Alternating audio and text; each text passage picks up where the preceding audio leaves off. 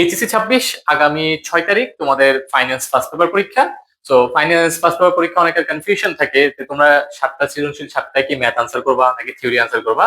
তো আমার ব্যক্তিগত সাজেশন, ধরো প্রথম অধ্যায় হচ্ছে থিওরি, দ্বিতীয় অধ্যায় হচ্ছে থিওরি, প্রথম অধ্যায় হচ্ছে অধ্যয়নের ধারণা, সেখান থেকে কাকে বলে সংজ্ঞা, এগুলো তাহলে আমরা একটু পরে টপিক গুলো বলে দিব। দ্বিতীয় অধ্যায় হচ্ছে আর্থিক বাজার। এই দুটো অধ্যায় ছাড়া বাকি তৃতীয় অধ্যায় থেকে নবম অধ্যায় পর্যন্ত সবগুলো অধ্যায় হচ্ছে ম্যাথ। সো যে স্টুডেন্ট ম্যাথ ভালো পারে, বা তুমি যদি মনে করো তোমার সবগুলো সূত্র জানা আছে এবং অঙ্কগুলো তুমি পারফেক্টলি করে আসতে পারবা, তাহলে অবশ্যই তুমি 7টা সিকিউ আনসার করবা। আর যারা ভাবতেছো যে ধরো তোমাদের 5টা সিকিউ কমন করছে ম্যাথ থেকে, অথবা তুমি কিছু কিছু ম্যাথের চ্যাপ্টার স্কিপ করছো, তো 5টা সিকিউ কমন করছে বাকি দুইটা তোমার কমন করতেছে না, তাহলে তুমি থিওরি আনসার করতে পারো। অথবা তোমার 6টা সিকিউ পারছো, একটা একটা কমন করতেছে না, তাহলে তুমি প্রথম অধ্যায় থিওরি গুলো আনসার করতে পারো। সো মেক শিওর দ্যাট ম্যাথে রিস্কও আছে, রিটার্নও আছে। তো তুমি যদি পারো ম্যাথ আনসার করো, বা যদি না পারো কোনো দরকার নেই, তুমি থিওরিটা আনসার করার চেষ্টা করবে। ঠিক আছে? সো আমরা কিছু কিছু টপিক তোমাদেরকে একটু বলে দিচ্ছি। প্রথম অধ্যায়ে অর্থায়ন, অর্থায়ন তোমার কাকে বলে, তারপর হচ্ছে অর্থায়ন যেগুলোকে আমরা আর্থিক ব্যবস্থাপক বা ফাইন্যান্সিয়াল ম্যানেজার বলে থাকি। তারপর হচ্ছে অর্থায়নের সবচেয়ে বেশি প্রশ্ন আসে সিকিউতে নীতিমালা থেকে, নীতিমালার মধ্যে পোর্টফোলিও নীতি, তারপর হচ্ছে তারল্য বনাম মুনাফা নীতি, এরপরে হচ্ছে তোমার উপযুক্ততার নীতি। এরপরে তোমার ইতিহাস থেকে তোমার কি প্রশ্ন আসে, ইতিহাস থেকে তোমার কয়েকটা এমসিকিউ আসবে। এরপর হচ্ছে আর্থিক ব্যবস্থাপকের সিদ্ধান্ত, অর্থায়ন সিদ্ধান্ত বা আয় সিদ্ধান্ত, ব্যয় সিদ্ধান্ত বা বিনিয়োগ সিদ্ধান্ত। এরপর হচ্ছে লভ্যাংশ সিদ্ধান্ত। এই টপিক গুলো থেকে প্রথমত মূলত প্রশ্ন হয়। আরেকটা সবচেয়ে গুরুত্বপূর্ণ টপিকে প্রশ্ন হয়, সেটা হচ্ছে ব্যবসায়িক অর্থায়ন। তো ব্যবসায়িক অর্থায়ন কিন্তু মুনাফা অর্জনের উদ্দেশ্যে, পাশাপাশি তোমরা সরকারি অর্থায়ন, আন্তর্জাতিক অর্থায়ন, পারিবারিক অর্থায়ন, এগুলো সংজ্ঞাগুলো শিখে রাখতে পারো। দ্বিতীয় অধ্যায় থেকে তোমরা কি করতে পারো, আর্থিক বাজার। আর্থিক বাজারের মধ্যে মুদ্রা বাজার, আরেকটা হচ্ছে মূলধন বাজার। মুদ্রা বাজার বা মানি মার্কেট নিয়ন্ত্রণ করে বাংলাদেশ ব্যাংক। আর মূলধন বাজার বা ক্যাপিটাল মার্কেট, সেটাকে আমরা আমরা শেয়ার বাজারও বলে থাকি, বন্ড বাজারও বলে থাকি। এটা নিয়ন্ত্রণ করে BSEC, Bangladesh securities and exchange commission. তো মুদ্রা বাজারের হাতিয়ার গুলো পারো, বাণিজ্যিক বিল, তারপর হচ্ছে যে ট্রেজারি বিল, এরপর হচ্ছে ব্যাংক স্বীকৃতি পত্র, পুনঃক্রয় চুক্তি, এগুলো যেগুলো আছে, যে বিলগুলো হস্তযোগ্য আমানত সার্টিফিকেট, বিলগুলো শিখে ফেলবা।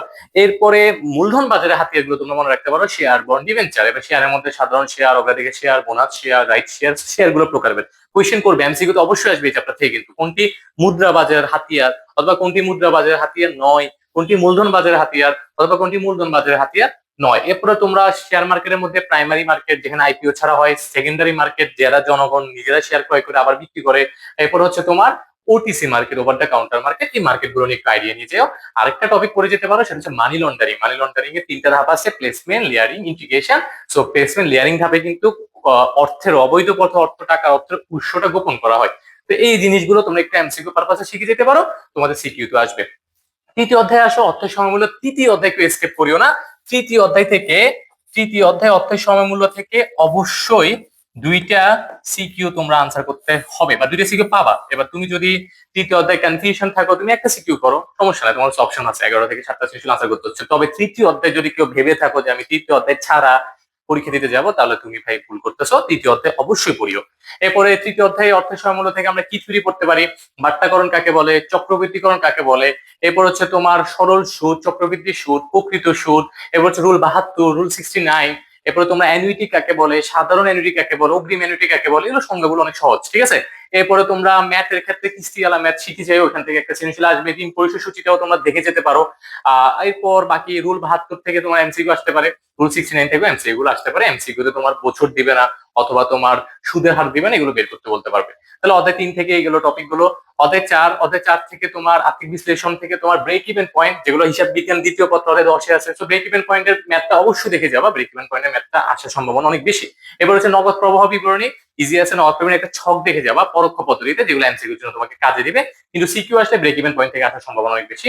অধ্যায় 5 আসে স্বল্পমেয়াদী অর্থায়ন। এখানে তোমার ইও কিউর আমরা ম্যাথ করি না, ইকোনমিক অর্ডার কোয়ান্টিটি, মজুদ কোনো ব্যবস্থাপনা, ওই ম্যাথ গুলো করতে পারো। এরপর হচ্ছে টোটাল কস্টের ম্যাথ করতে পারো। এরপর হচ্ছে পুনঃফরমাইশ স্তর, এই ম্যাথটা করতে পারো। আরেকটা টপিক করতে পারো, সেটা হচ্ছে ব্যবসায়িক ঋণের ব্যয়। এই টপিকটা অনেক বেশি ইম্পর্টেন্ট, ব্যবসায়িক ঋণের ব্যয় আর ব্যাংক ঋণের ব্যয় সূত্রটাও দেখে নিতে পারো। তাহলে তৃতীয় অধ্যায়ের থিওরি গুলোর ক্ষেত্রে তুমি তোমার কিছু ম্যাথ আছে, সেটা হচ্ছে যে নগদ চক্র, সেগুলো তুমি ম্যাথ গুলো আসার সম্ভাবনা আছে, বাট এত বেশি না, এমসিকিউ আসতে পারে। আর সিকিউর জন্য তুমি ইও কিউর ম্যাথটা দেখে যাবা, আর হচ্ছে ব্যবসায়িক ঋণের ব্যয়টা অবশ্যই দেখে যাবা। আর ইউ কিউর পার্ট থেকে তুমি ইউ কিউ, টোটাল কস্ট, আর এটা হচ্ছে তোমার পুনঃফরমাইশ স্তর, এই 3টা টপিক দেখলে হবে। আর ব্যবসায়িক ঋণের ব্যয়টা দেখলে হবে, আরেকটা হচ্ছে তোমার ব্যাংক ঋণের ব্যয়। ওকে? তো ষষ্ঠ অধ্যায়ে আসো। ষষ্ঠ অধ্যায়ে অধ্যয়নের দীর্ঘমেয়াদী অধ্যয়ন। ষষ্ঠ অধ্যায় থেকে বন্ড কাকে বলে, কল বন্ড কাকে বলে, জাঙ্ক বন্ড কাকে বলে, জিরো কুপন বন্ড কাকে বলে, থিওরি গুলো তোমরা অবশ্যই পড়ে যাবা।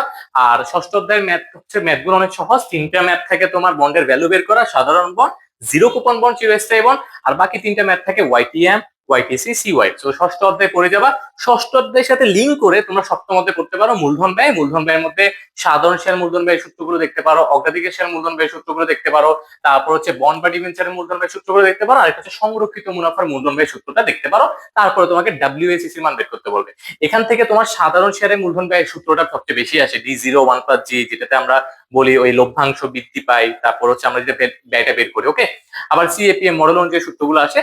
তো সূত্রগুলো তোমরা যারা তো ক্লাস পাইছিলে, আমাদের অফলাইন ক্লাসে ছিল, তাদেরকে আমি খাতা লিখে দিচ্ছি। আর যারা দেখতেছো এখন, এখন সূত্রগুলো আশা করি তোমরা যে কোনো সিস্টেমে শিখছো, সূত্রগুলো জাস্ট দেখে গেলে হবে। ওই টাইপের একটা একটা ম্যাথ করে যাবে, তুমি প্রত্যেকটা টাইপ শিখবে, ঠিক আছে। আর সূত্রগুলো খালি দেখে গেলে হবে না, অবশ্যই খাতায় নিজে নিজে লেখা ট্রাই করবা।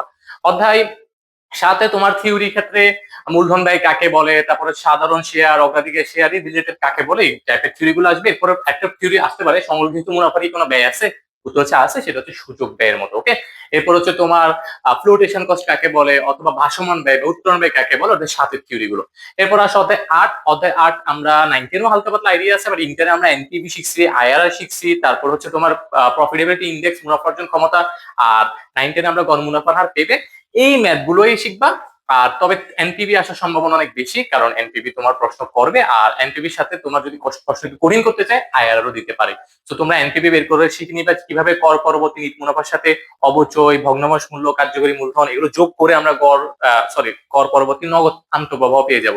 তো নগদ আন্তঃপ্রবাহ থেকে কিভাবে নিট মুনাফা বের করে, অথবা নিট মুনাফা থেকে কিভাবে আন্তঃপ্রবাহ বের করে, এগুলো অবশ্যই দেখে যাবা। তাহলে অধ্যায় 8 এর ক্ষেত্রে কি বলছি, গড় মুনাফার হার, পে ব্যাক, এনপিভি, আইআরআর, আর প্রফিটেবিলিটি ইন্ডেক্স। এনপিভিটা আসার সম্ভাবনা অনেক বেশি। এরপর হচ্ছে অধ্যায় 9। অধ্যায় 9 তুমি অনেকগুলো রিসেন্টলি 2025 সালে বোর্ড কোশ্চেনে অনেকগুলো বিভেদাঙ্কের ম্যাথ আসছে, ওগুলো এখন তোমার সময় নেবে করার। তুমি সম্ভাবনা দেওয়া থাকলে একটা আদর্শ বিচ্যুতি শিখে যাবা, সম্ভাবনা দেওয়া না থাকলে একটা আদর্শ বিচ্যুতি শিখে যাবা, পোর্টফোলিও শিখে যাবা, পোর্টফোলিও ঝুঁকি শিখে যাবা। আর থিওরি গুলো অধ্যায় 9 অবশ্যই ভালো মতো করবা। ঝুঁকি কাকে বলে, অনিশ্চয়তা কাকে বলে, বাজার ঝুঁকি যেটাকে সিস্টেমেটিক রিস্ক বলে, অ্যাভয়েডেবল, আনঅ্যাভয়েডেবল, ঠিক আছে। এরপর হচ্ছে কোম্পানি ঝুঁকি, পোর্টফোলিও ঝুঁকি, একক ঝুঁকি। তো এই ঝুঁকি সংজ্ঞাগুলো অবশ্যই পড়ে যাবে। এরপরে সিএপিএম মডেল, সিএপিএম মডেলের অনুমতি কিছু শর্ত আছে যেগুলো এমসিকিউ তে আসে। তো আমি যে টপিক গুলো একটু খুব দ্রুত বলে গেছি, তোমরা যদি একটু রিভাইন্ড করে দেখতে পারো, বাট এই টপিক গুলোই তোমাদের জন্য ইম্পর্টেন্ট। আর প্রত্যেকটা অধ্যায়ে তুমি টাচ দিয়ে চাইও, কোনো অধ্যায় ছাড়ার দরকার নাই। যে অধ্যায় তোমার মনে হচ্ছে যে তুমি ম্যাথ পারো না, ওই অধ্যায়গুলো জাস্ট একটু সূত্রগুলো চোখ খুলে যাও। সো আশা করি সবার পরীক্ষা অনেক বেশি ভালো হবে। সবার জন্য শুভকামনা, ভালো থেকো, আসসালামু আলাইকুম।